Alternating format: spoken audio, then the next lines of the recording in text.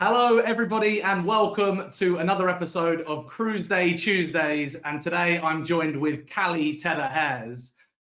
So before we start our Cruiseday Tuesday interview, I just want to give everyone a huge thank you from the team at Elite Exhibitions for all of the nice messages we've received over the last few days. As you guys will know, the Cruise Ship Interiors Virtual Awards took place earlier this week. We've had, I think, over 1,000 people viewed at time of saying this now. It's been incredible. We really enjoyed it, and congratulations again to all of the winners and all of the nominees, and thanks to all the sponsors, of course. So we will hand over now to our guest for today. It's Callie. Over to you. Hello. Thank you so much for having me. It's a real honor to be here. Yeah. So I'm Callie Tedder-Hares from Volume Creative. We're a small boutique design agency based in the UK. We are new to the cruise industry. Our first project was with the Virgin Voyages Scarlet Lady project, but we are a diverse team of creatives that have worked on lots of land projects as well as some aviation projects. And yeah, we're excited to be here, and we're excited to be part of the community. Are you excited to be here, or are you excited because you've just had an incredible week? So for anyone that was under a rock when the Cruise Ship Interiors Awards were live, Callie, Volume Creative, first of all, took the award for Best Art. And personally, Callie was awarded the Rising Star Award, which is one of the reasons we wanted to get you onto the show, because you've clearly got something going on. I'm not sure what it is, so we'll talk about it today. So how's the team feeling about this week's awards? The team are mildly to say ecstatic, as and we feel really honored, and really it's just amazing to have hard work and passion to be recognized. And I know we watched it and all together over Zoom, and the kind of the screams and elation from winning, it wasn't expected, and yeah, we're absolutely thrilled. Yeah, I mean, for a company, there are some very established companies that provide art for the cruise lines, right? So for Volume, how long has Volume Creative been going so far? We started in 2015, so we'll be 5 at the end of this year. So we're still relatively young. So yes, even to be shortlisted, with some of these incredible companies, we kind of looked through it and thought, oh my goodness, some of these people have been around for 20 years and have such an amazing portfolio. People that companies that we really admire. So it was that in itself was just really exciting to be up in the line with them. Absolutely. So, yeah, well, congratulations again. Thank you. So when we talk about Volume Creative, how did Volume Creative happen? What's the sort of beginning story of your firm? So essentially, I've always had this desire to create an agency which bridged kind of in-house design and agency design. With my background coming from both agency and in-house, but a long stint of in-house and understanding kind of customer flows, operations, and really building that side of it. And I had kind of put this idea together, but I needed a first client. And Virgin, really lucky, Virgin were that for me. And at first it was a consultancy role for me as an individual, but that soon allowed me to be able to create and have the the capital, the funds essentially, to be able to put that vision that I had begun into place. And that just grew, and it allowed us to be able to take on other clients, and also to really build our relationship with Virgin. So it is one of those things where it starts with an idea on a paper and a business case, and they say you get that dream call to allow that to be able to flourish and build. And what a ship to kick that career off with in the cruise industry, right? I know, absolutely. Yeah. Because obviously, we see a lot of new builds coming through now, and it's always in the papers, or it's always in the industry media, who's designed that ship.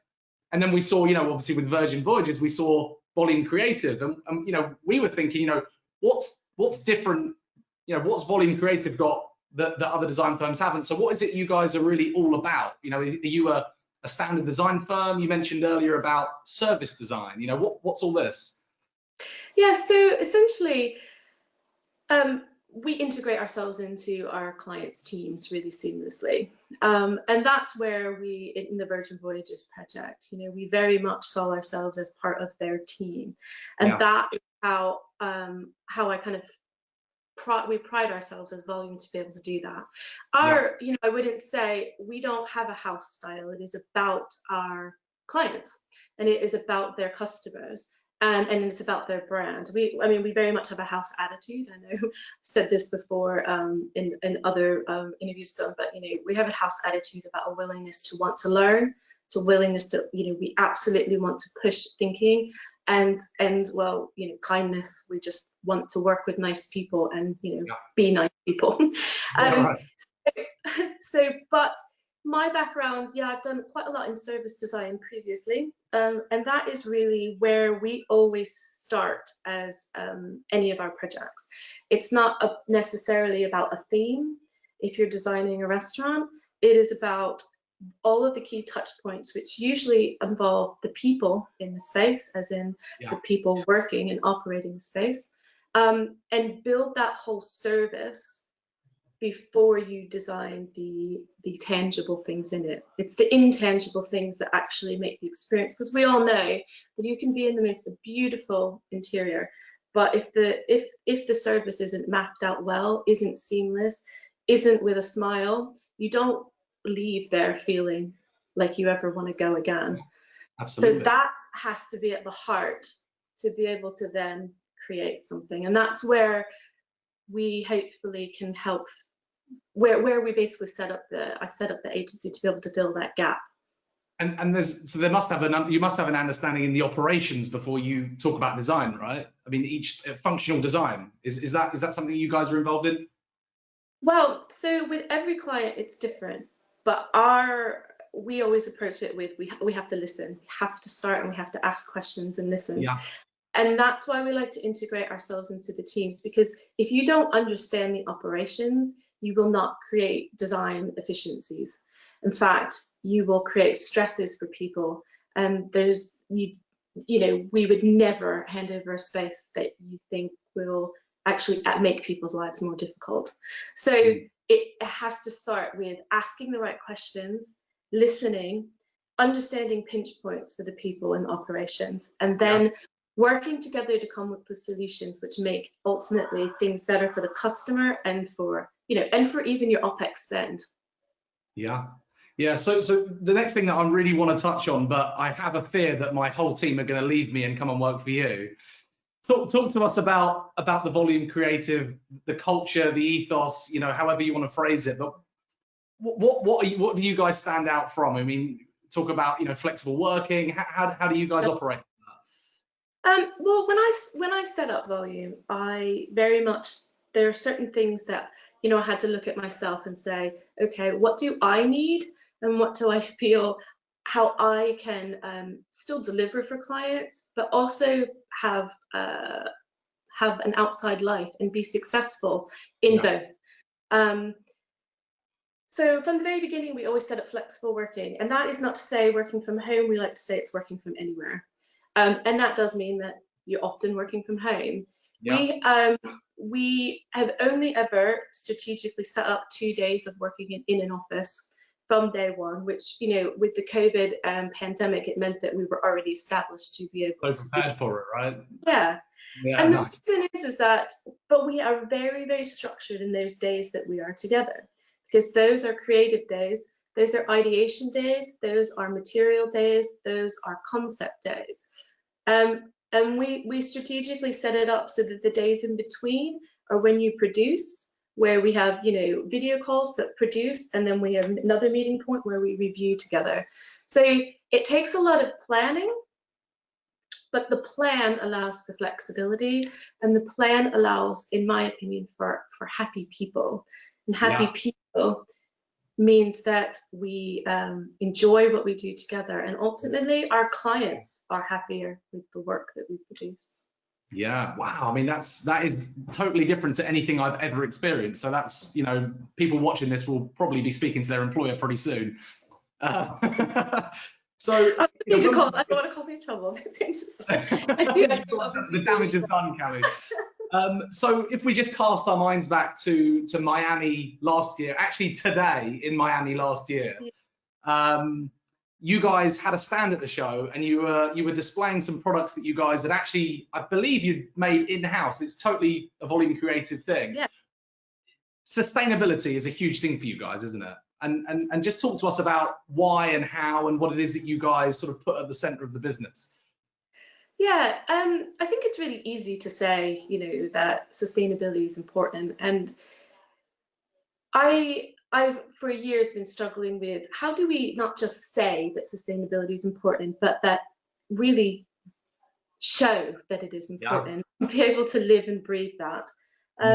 So I we've created a series of self-funded products, and a lot of design and research development, from 3D printing to bioresins in 3D printing to fishing nets, recycled fishing nets in 3D printing. Because I think there's huge gaps, and we have got loads of learnings from it, but I think there's gaps in the market to be able to create things which better the circular economy. So we have self-funded things because the one thing that I think from my experience, particularly with talking about clients, it's fantastic, but every brand has sustainability somewhere, but talking about it and having something tangible to look at and touch. And so we did these things because they really help to create meaningful conversations. And just touching and feeling things means that I find our conversations with our clients go a lot further into deeper understanding, and probably having narratives to be able to create wider storytelling through sustainability in art and design. So that's kind of where our starting point was. How do we basically, rather than just talk about it, learn and be able to share our learnings. Nothing that we do or research do we keep to ourselves, because that would be the complete opposite of what we're trying to achieve. But it gives us a nice platform, which has been really successful. And we're all loving learning and reaching out to industry experts in how to kind of better design for sustainability at heart. Well, we've had a session on sustainability, and I'm hoping you've seen it, because obviously, we send a lot of emails. So from a designer's point of view, with someone that's got sustainability at heart, how do you make decisions as a designer that sort of factors those things in? Does it start from the operations with sustainability, or the supply chain? How do you sort of design a space with that in mind? Is it about the way it makes you feel? Well, I think there's probably quite a few key factors, as we were saying before. One is operations, because particularly from food, etc., you need to make sure we're not creating waste. And if you design an inefficient space, you will create waste. But the other aspect of it is from a longevity. We always like to say that we design long, not for trends. In fact, I think designing with trends creates spaces that need to be constantly refurbished, because trends change. Absolutely. So we like to start at a point of designing for behaviors, and that's how people react in spaces, what people expect, and also to think about, we're not always successful at this, but when you actually can find a need that customers don't know they need, is when you've designed something that will transform an experience. And that's where we always start. We're like, what do people need in this experience that they don't yet know? Sometimes sometimes you think that we don't need to come up with something new. Within 36 hours, what you've just said is going to be on a testimonial thing, because that is what you just said there. I'm not sure if you can remember what you said, but that is incredible. I've never heard anyone say that before. It's so true, right? If you can find a need that they don't think they need. Yes. Then you've created something hopefully that's memorable, meaningful, and that people talk about and share. Sorry guys, a little bit of a glitch there, but we'll get back to it. So we were talking about designing, not designing for a trend, designing for longevity. So what do you mean by that? Essentially, because designing for trends will ultimately mean that you will have more waste. Yeah. Trends change too quickly. Yeah. So as I said, designing behavior has more sustainability at it, and it also will be more of a meaningful experience. Are our thoughts. We, of course, there's always aspects. If the blush pink trend from 4 years ago.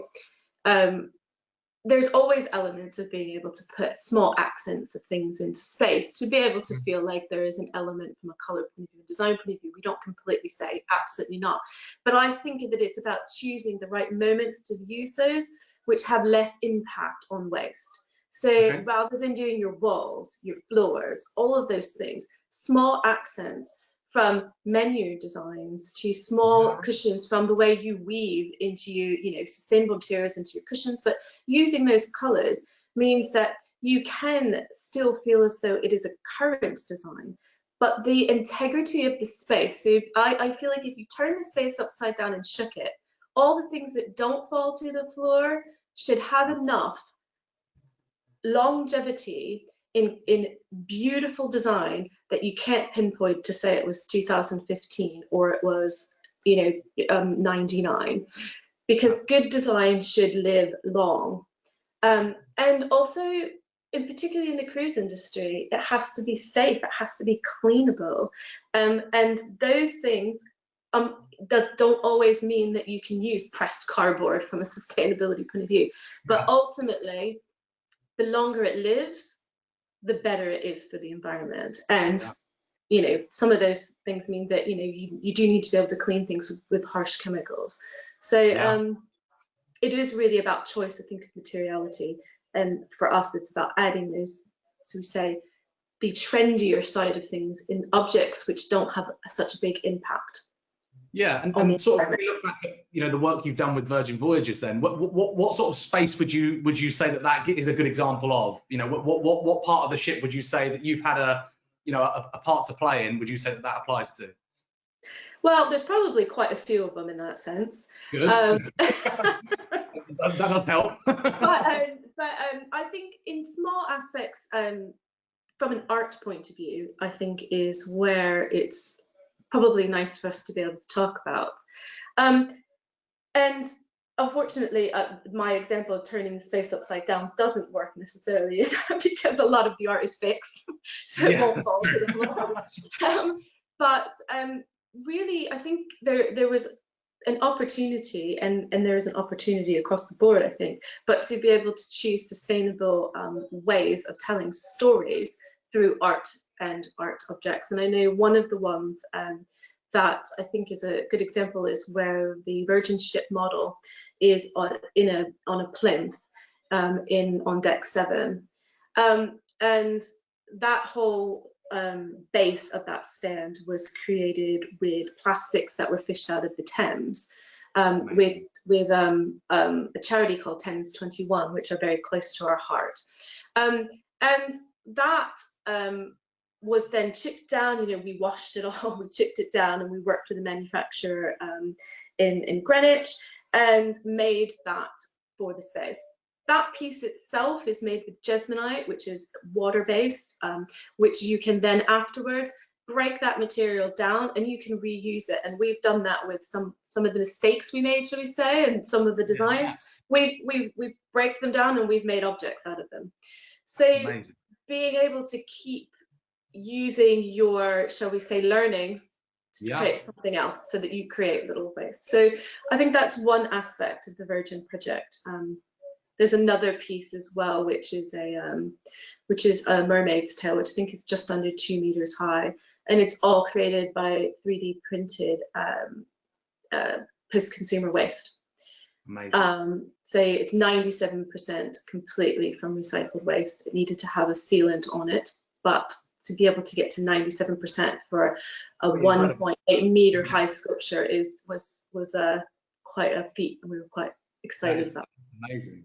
So for someone that has experience in, you know, land-based projects, aviation, obviously we've spoken about, you know, the work you've done in the aviation industry. How do you first of all find suppliers that you can use on board a ship when you don't have that sort of history in cruise? I mean, where did you go to find all of these different suppliers and different people that you could work with? Well, ultimately, you rely on a network of people. And for us, it was about building that network and really just great trusted partners. And, you know, particularly in the cruise industry, we've just felt that people have really opened, you know, with open arms to be able to share and provide solutions. It's a, you know, and it's actually, you know, it's a large community, but it's also a small community in many ways. And there's something really nice about that. So we've had other design agencies which have been helpful to us, just to ask questions, you know, which you would think are competitors, but actually we are designing in this industry together. And I think most people at heart are designing for better and trying, you know, so we're learning. You know, Giacomo Mortola, I mean, the man is, there's not even a word, the knowledge he has. So he has been an absolute mentor and has supported and helped us when we had, and with a lot of, you know, when we had things, we wanted to achieve something and we couldn't figure out how we could do it. With the knowledge that we had, he really helped us to be able to do that. So really, you know, and even in art, you know, you have a lot of these industry leaders here. We also worked with ICR, you know, on the art package with Virgin, and their knowledge in, you know, fixings, they were absolutely invaluable for us to be able to rely on them. So it is always a collaborative joint effort, and that's how we work into. And you'll find once you get out there, you get suppliers that call you, and that's amazing too, because you didn't know they were there, and then you get material samples dropped off at your office, and you found that thing you didn't know you were looking for. Yeah, that's it. So to finish up then, what is next for Volume Creative? And I know it's really frustrating that, you know, COVID-19 has sort of put a pause on everyone at the moment. Are you thinking more cruise projects? Are you doing, you know, looking at aviation still, hospitality, land-based? What do you think is next for you guys? Well, we are passionate about good design and design for change, and we always like to, you know, we kind of say when we, you know, in-house as a team, we're agents for change. And so for us, it is about the right client that has the same mindset, in that wanting to affect change from a customer experience point of view and changing people's experiences, to change and create stories for people to talk about sustainability or other aspects of it. And that's not necessarily in one sector as a whole, but we love the sector and our kind of, so we say, toe dip into this sector with the Virgin project. Well, it hasn't been a toe dip, it has definitely been a full swim, because we started at the beginning with them. But it's been really fantastic, and I would hope, we do have some aviation projects as well as some land-based projects. Of course, all on hold. This is where the world is today, and the important thing is that, you know, people are safe. But we are ready to start when they are, and to support. And we also are changing our thinking, even from a month ago, let alone 6 months ago. Absolutely. And that's the key: is keep changing and keep evolving, because we need to in this climate. Well, you know, I think for the people that are our audience that are watching this, you know, it's not just the Virgin Voyages of the world, but we have all of the expedition lines, the river cruise lines, the boutique companies. So if you guys are looking for a design firm that is definitely not the same as everyone else, doing a lot of different things. I mean, here is the person, the Rising Star Cruise Ship Interiors Award, best art. I mean, of course, you guys can bask in the glory of best new build, which Virgin won. And best spa as well, of course. I mean, cleaned up at the awards. Washed up, should we say. Well, Virgin, that was exciting times. And, Virgin, have pulled together an amazing team of creatives, operations, learning and development and engagement. I mean, they're just quite an inspiration. So yeah, and I think it's really exciting because, you know, there's so many people that have the opportunity to bask in that because of the great connections that Virgin have created in the supply chain. And so yeah, it was really exciting night. Well, Dee sent me a message after how happy everyone was and that the team was tuned in to watch it, and you know, we were really happy that they could be there. I mean, I think we first met at a coffee shop in Brighton because, you know, we're from the same neck of the woods, or living in the same neck of the woods, and we that's how Virgin ended up being involved in the show, right? Because obviously that relationship there, and now Dee's on our advisory board. I mean, it's worked out very well for everyone. Yeah, absolutely fantastic. I mean, and yeah, you couldn't get a better kind of group of people to be on the advisory board, especially, you know, Dee with all of her background and kind of influence in strategic thinking and customer experience. So yeah, I think exciting times. Exactly that. So finish off with just a couple of last questions. First of all, once this whole lockdown has ended, where's the first place you're going to go when you can actually get out of the house properly without any restrictions? First place. Don't say IKEA.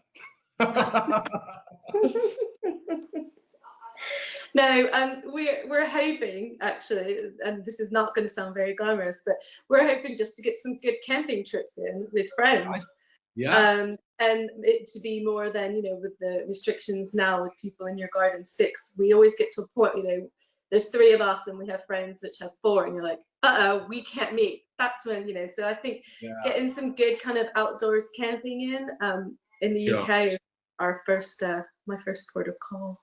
And getting the team together to celebrate. Of course, everyone needs to do that.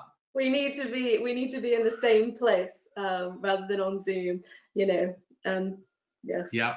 Which leads me on to my final question then. So when the bars are open and you guys are celebrating, what's the first drink of choice? Mine is definitely a Negroni or an old fashioned, but I'd say the most in our team, gin and tonics are always going to be the. I don't think we've had anyone that hasn't said gin and tonic yet. It's just the go-to drink. We should have, rather than launch cruise ship interiors, we should have launched a good tonic. That's what would have made us. Oh yeah, there's still opportunity. Well, it's quite crowded now. It's quite crowded. It's not crowded in the cruise interiors market though, so we're all right. Excellent, Callie. Thank you again for your time. Thank you. I look forward to catching up with you when we're allowed to, and we'll see you in London. Yeah, definitely. Thank you so much, baby. Much appreciated. We'll see you next week for another episode of Cruiseday Tuesdays. Take care, guys.